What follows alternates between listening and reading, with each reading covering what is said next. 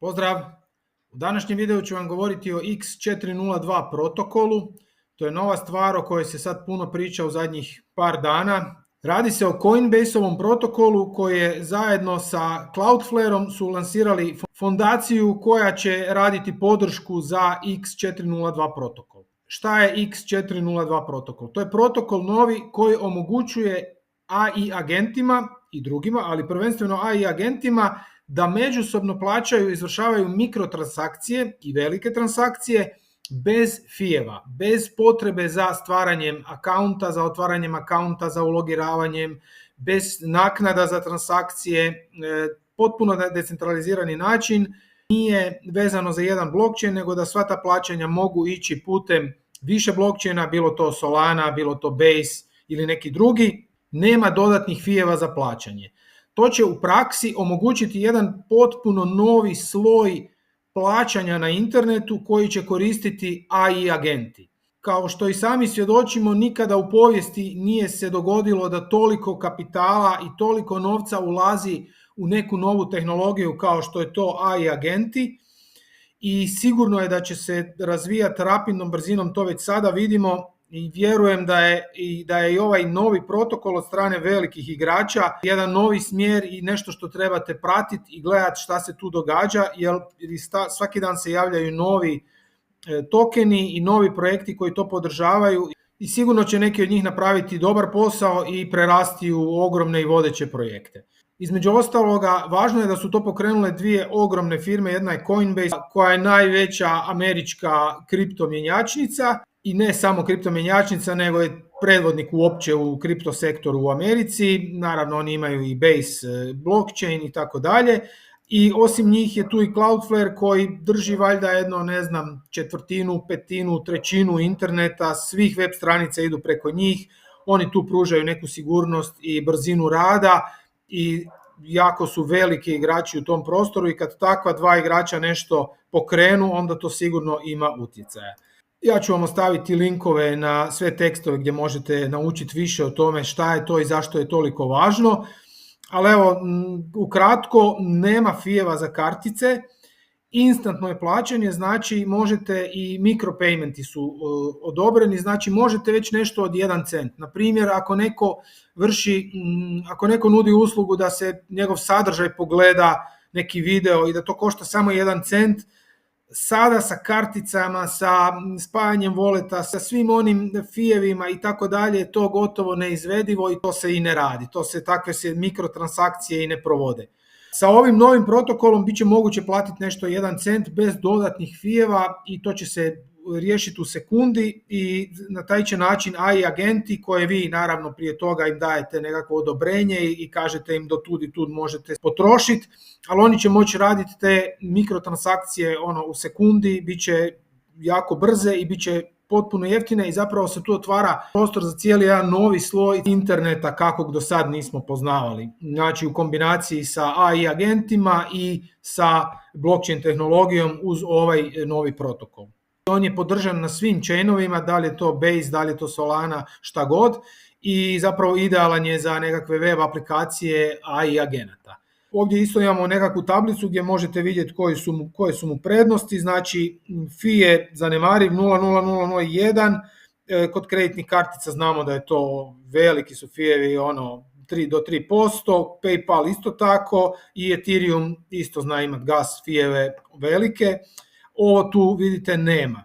Onda imamo ovaj tu finality, to je vrijeme za koliko će te transakcije biti konačne, znači ovdje je za 2 sekunde, kod kreditnih kartica znamo da je to puno duže i tako dalje. Onda chargeback, znači da li možete opovrgnuti tu transakciju, znači kao kod kripta ne možete, dok kod kreditnih kartica možete reći ja sam prevaren pa tamo tražiti da vam vrate i oni će vam vratiti, kod PayPala isto tako.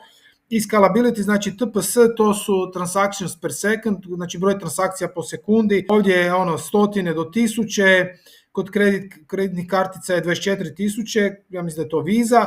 Kod PayPala to ovisi o provideru i kod Ethereuma je to dosta slabo, to je 15 do 20. Znači, on je u svim ovim poljima, je taj protokol superioran dosadašnjim načinima plaćanja.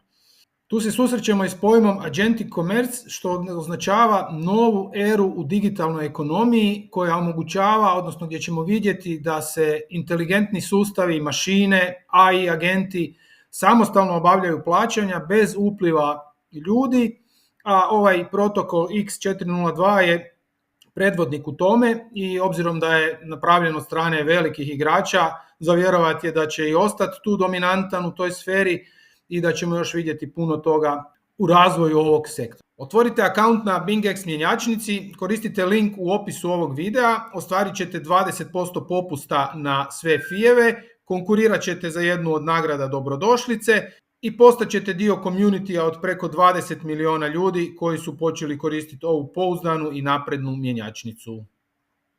Evo da sumiramo, X402 protokol će omogućavati i ljudima da koriste ta nova plaćanja. Na primjer, moći ćete nekome platiti, 1 cent za minutu korištenja ili gledanja nekog videa ili 1 cent za gledanje i čitanje nekog članka ili dokumenta.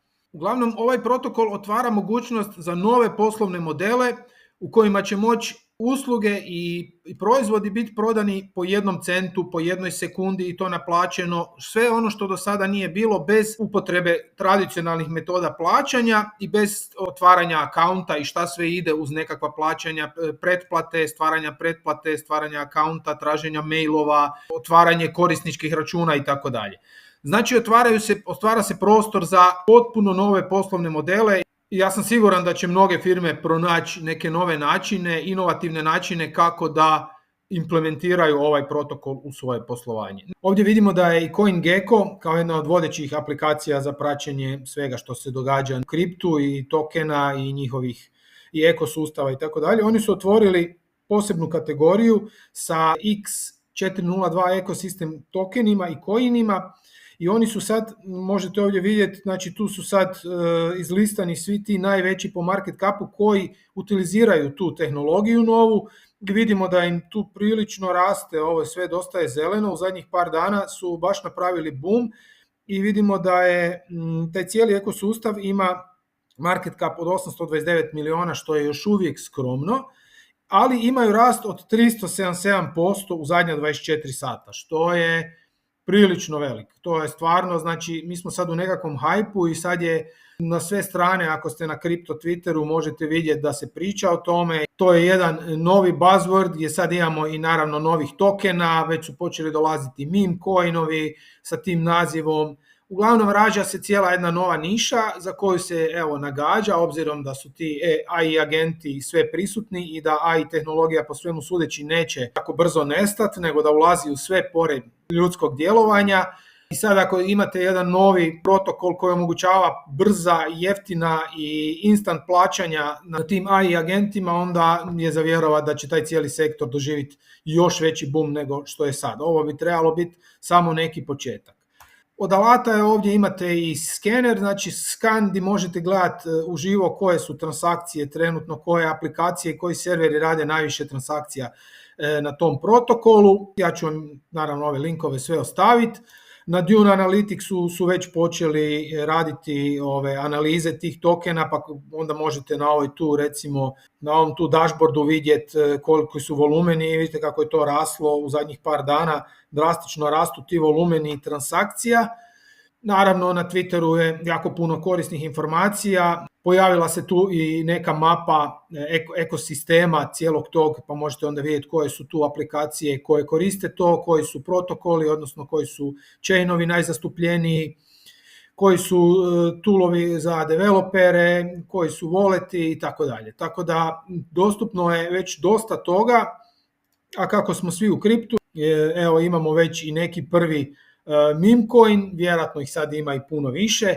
Naravno da ništa od ovoga nije financijski savjet i ja vam nikako ne preporučam da se upuštate u neke ishitrene ulaganja, u neke tokene. Tko zna, kripto je jako volatilan i to sve sutra može jako pasti, ali da svjedočimo jednoj novoj zanimljivoj pojavi o kojoj se sad dosta ljudi priča i kripto je jako fokusiran na to, pokrenuti od strane jako velikih igrača i sigurno je da to neće nestati preko noći i da ćemo tu vidjeti još puno toga zanimljivog. Evo, ako vam je ovaj video bio zanimljiv i koristan, lajkajte, šerajte i vidimo se u nekom novom videu. Pozdrav!